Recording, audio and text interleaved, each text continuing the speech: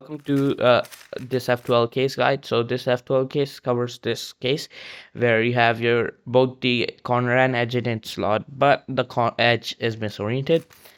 And I'll not only show you ALK, but a lot of other things like influencing EO, recognizing ZBLL quicker, and pseudo slotting, setting up to pseudo slot, making an X cross, if and so a lot of things. So let's start off. So saying if you have this pair right here, what you can do is a sledge r prime u2 r2 u r2 u r u.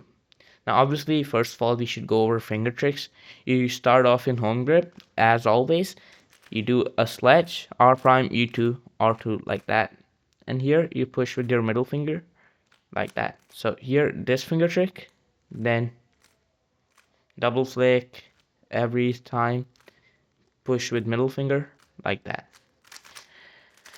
Next, moving on, EO, this edge gets flipped, so that's how you can influence EO. Rather than starting off here and getting two edges swapped, you can do this and get all edges done, which is a lot better. You can also predict your f2l, I mean OLL case. So these two corners stay oriented and stay just like they are. These two corners, the face, like the uh, orientation remains the same, but still you can like be mistaken while recognizing case. So you might think looking at this that you are getting a different case than you do. So you might think you're getting this case, but here you actually don't get that case, and you get this case right here. And the reason you have that is because these two get permuted, and that leaves us with this case right here. Okay, moving on.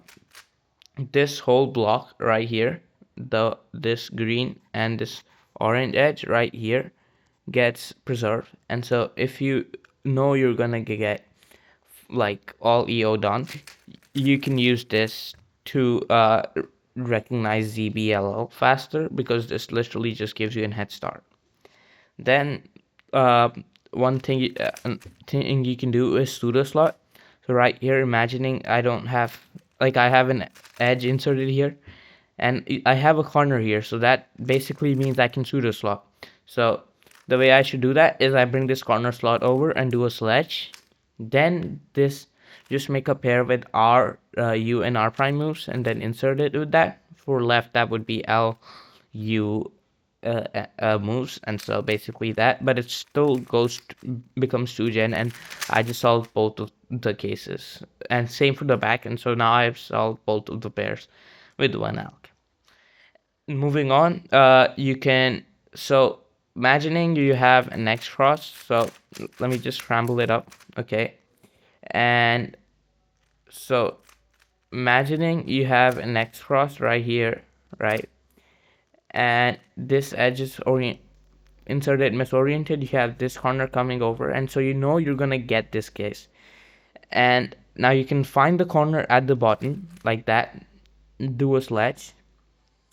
Now what this allows me to do is insert both of these together, and so now I can also use this corner to make another insert another pair, and that gives you an easy double cross. Moving on, what we can do here with this case again is obviously you can now, oh yeah, so you can kind of set up to pseudo slot. So imagining you have nothing here, you have this here. Rather than just doing pseudo slot right here, what you can also do is solve three pairs. So you do this alg, right, like that. But here you can obviously pseudo slot like that. But here what you can also do is bring disk side over, do a sledge, insert this corner, and then have an f2l slot right here. So oops, like that. While doing such pseudo slots, you always have to do D moves, right? But what you can also do is, like in this the example I just showed you, I had to rotate. What I can also do is wide U moves to not have to rotate, because wide U moves can change the orientation of uh like your edges, because you are looking at from another axis. Finally, one of the last things you can do with this case is just simply just do keyhole.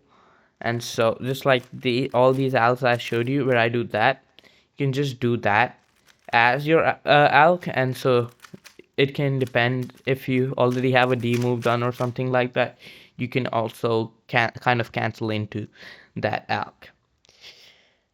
And that's pretty much all there is, and that's your big guide for this f2l.